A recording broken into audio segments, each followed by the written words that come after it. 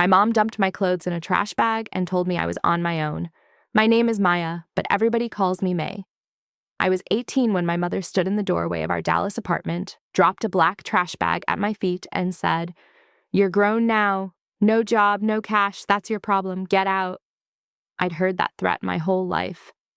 "I'll toss your stuff on the curb if you don't act like an adult." I thought this was another one of those times. It wasn't. She shoved my backpack into my arms, opened the front door, gave me one hard push into the hallway, and turned the deadbolt. "No, good luck. No, are you sure you'll be okay?" Just a locked door and a hallway that suddenly felt way too bright. In 10 seconds, I went from having a room to standing in an apartment building in an old t-shirt and leggings with a half-dead phone, in a trash bag of clothes and $25 in my wallet.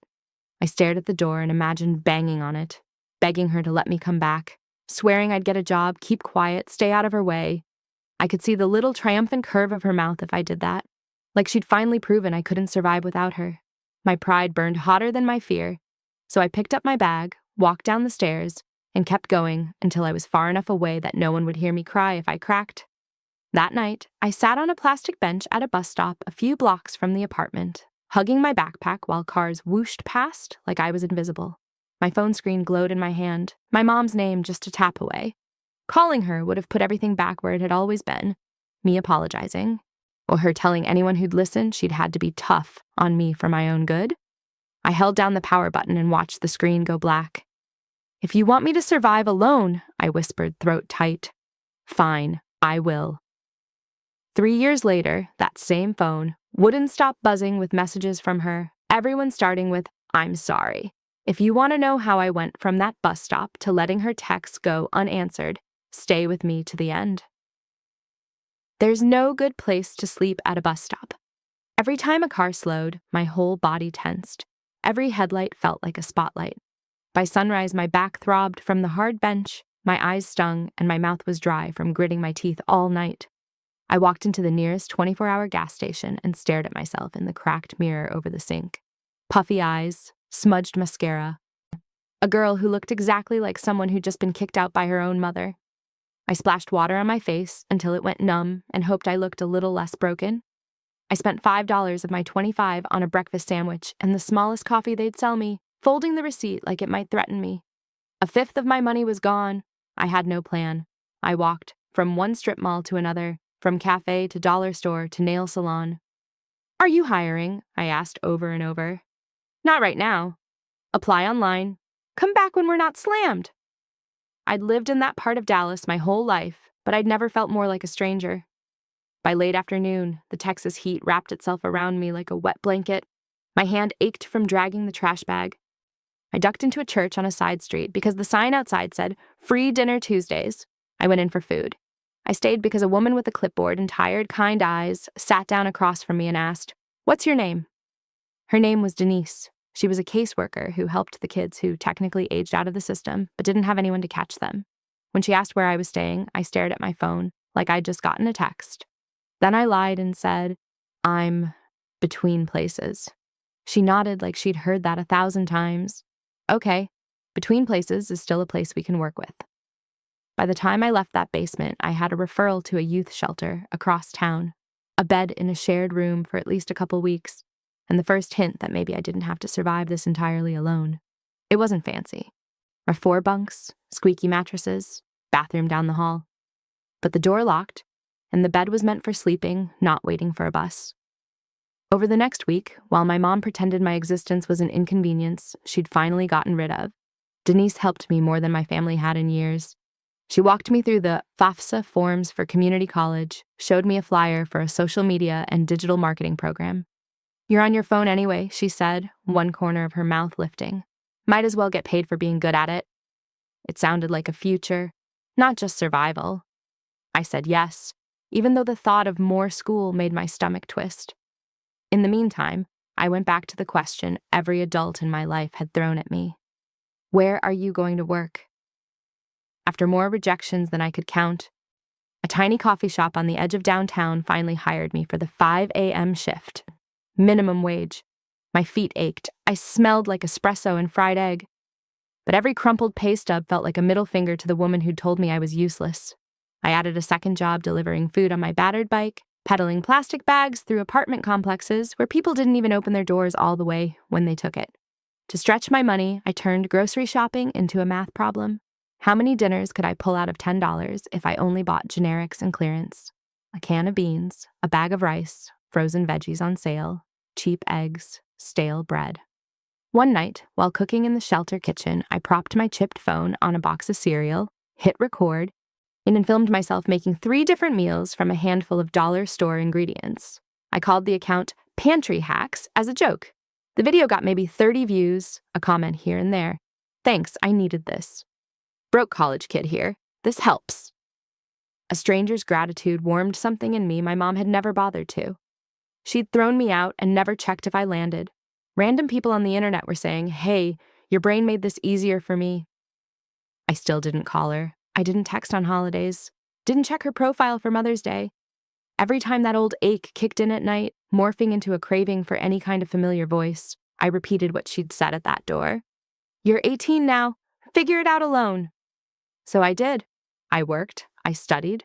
I learned to turn stretch food into content, turn content into a trickle of ad dollars. Without realizing it, I was slowly building a life that would one day slam into hers in a way that no one was ready for. It took a couple months before curiosity overrode the hurt. Until then, my mother was just a voice in my head, a phantom verdict that said, "You'll come crawling back." One slow afternoon at the shelter, I was logged into my old Facebook on a library computer, mostly out of boredom, when a tagged photo popped up from a girl I barely knew from high school. My mother's profile picture was in the corner. I clicked it without thinking. It loaded a smiling, airbrushed version of a woman I recognized. Melissa Blake, curls styled, makeup perfect. No trace of the woman who'd been screaming as she shoved me out the door. In the photo, she was standing between a man in a collared shirt and a girl my age, all 3 of them beaming in front of a stucco McMansion and a shiny black SUV.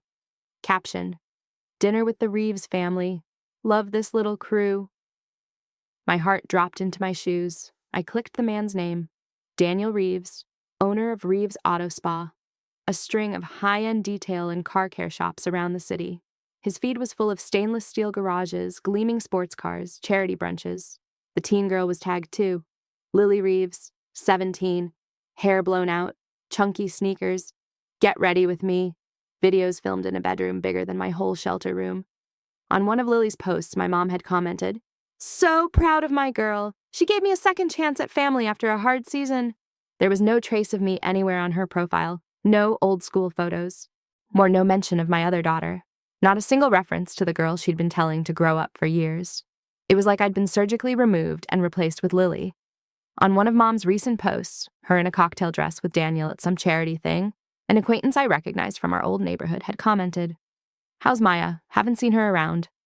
My mom's reply, "Oh, she left to travel and find herself. She doesn't really keep in touch." My mouth went dry. In her version of the story, she hadn't shoved me into the hallway.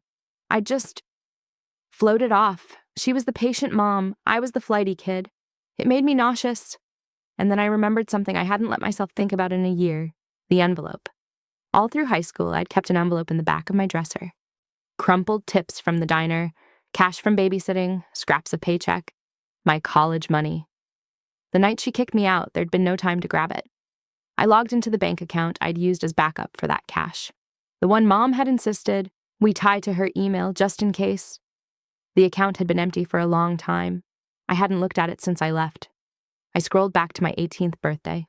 There it was, a withdrawal for almost the exact amount I'd had, done in person at a branch 2 blocks from our old place. On a weekday afternoon, while I was at school, a few days before, she'd told me she needed my card to check something and sucked her teeth when I hesitated. "You don't trust your own mother," she'd said. I had. She used my savings as leverage to step into that polished Reeves life. I then told everyone I'd chosen to disappear. Seeing the math in black and white made my cheap ramen taste like betrayal.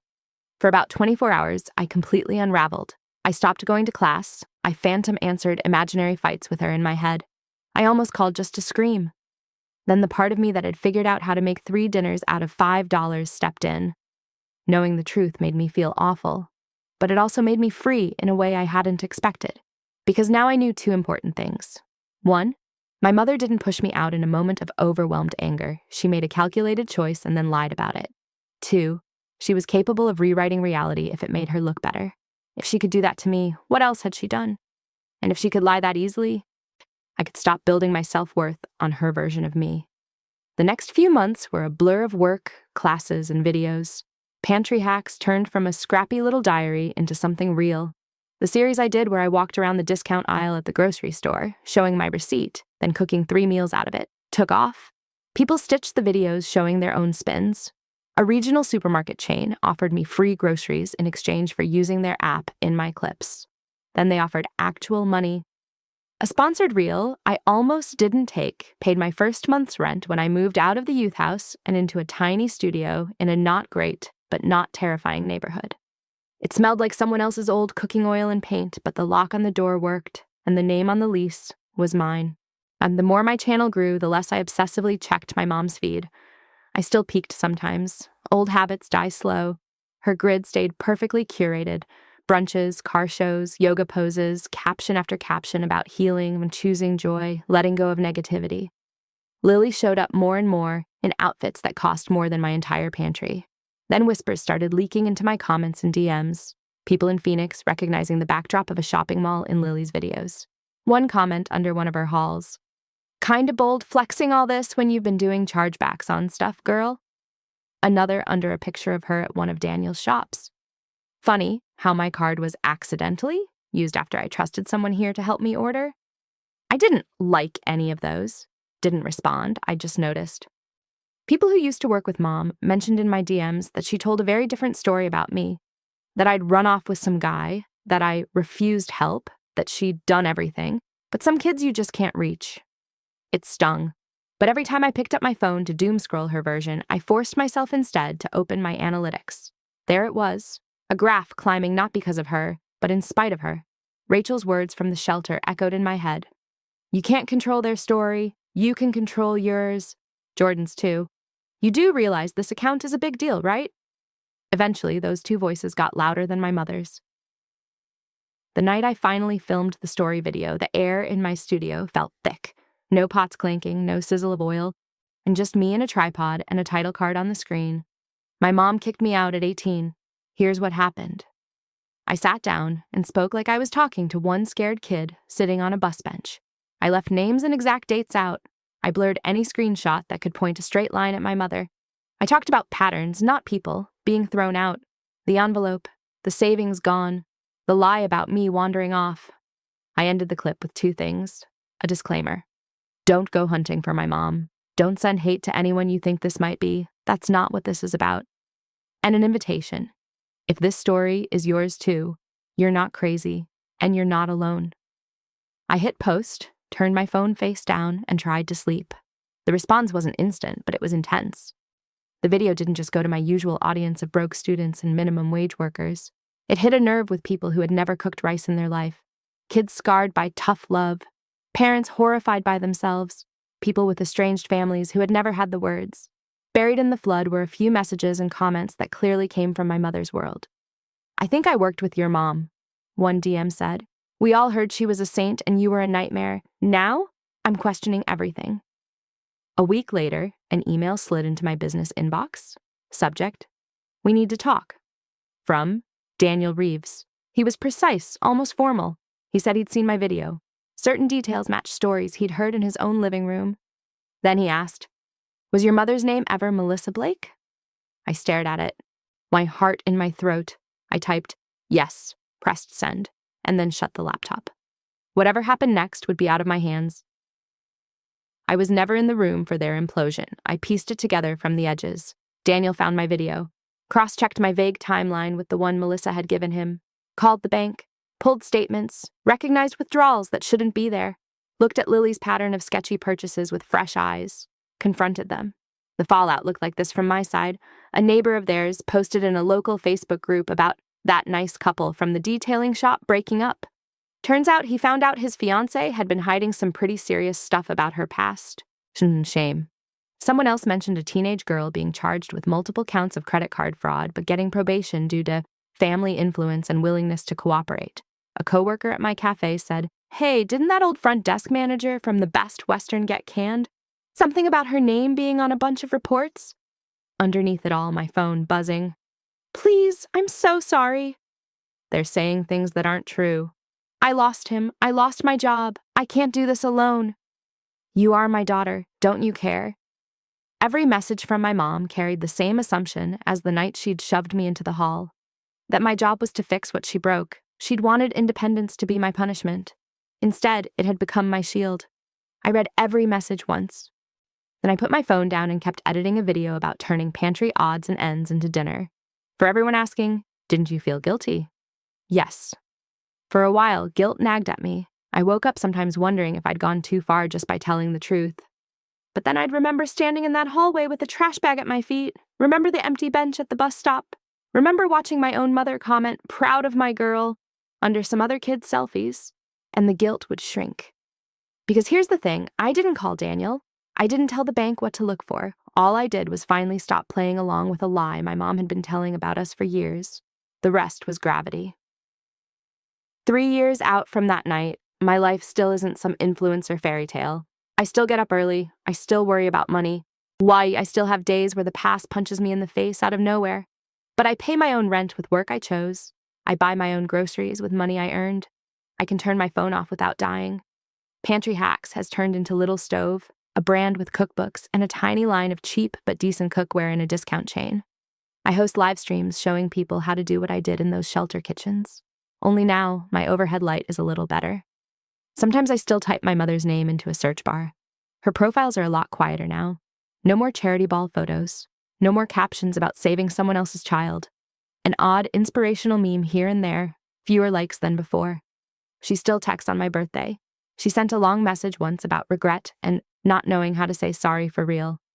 I don't respond. Not because I want to punish her forever, because the version of me who needs her apology the most is not the woman sitting here now. It's the girl at that bus stop. And the best apology I can give that girl is not getting sucked back into a story where her worth depends on whether her mother's learned her lesson. It's the life I built without her. People say family is everything, like it's a law of physics. It isn't. Sometimes family is the social worker who slides an intake form across a folding table and says, "You deserve better than this." Sometimes it's the classmate who teases you into checking your own numbers and dares you to get back up. Sometimes it's the nameless person watching a video at 2 a.m. in their own awful moment who writes, "Mom, you helped me figure out what to make for dinner and now I feel like I can make it one more day." My mom once told me, "If you want to survive alone, go do it." She meant it as a curse. It turned out to be prophecy. I did survive. Then I learned how to help other people survive too. And that, more than the mess she's in now, is the part that feels like real revenge. Not the pain she's going through, but the fact that her attempt to erase me failed so completely that my version of the story is helping thousands of strangers while hers quietly fell apart. If you're sitting on your own metaphorical bus stop right now, cut off, blamed, told you're the problem, hear me. You're not as disposable as they told you. You're not selfish for wanting safety. You're not wrong for telling your story. You don't have to burn anything down to get free. Sometimes you just have to walk away and let the people who lit the matches live with the smoke.